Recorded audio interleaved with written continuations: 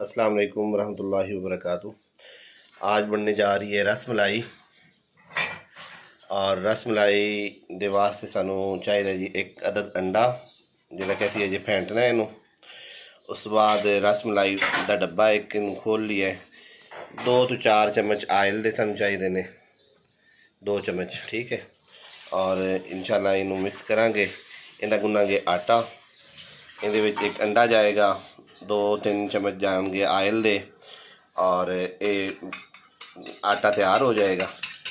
अंडा तैयार होने तो बाद जी असी इनू पाना है दूध दे विच।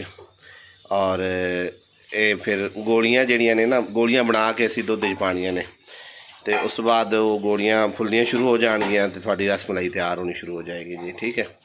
लेकिन ये तारफ सी जिमें जिमें तैयार होया तो नाल दिखावांगे इंशाल्लाह। असी अंडा फेंटना शुरू कर दिता है, ठीक है जी।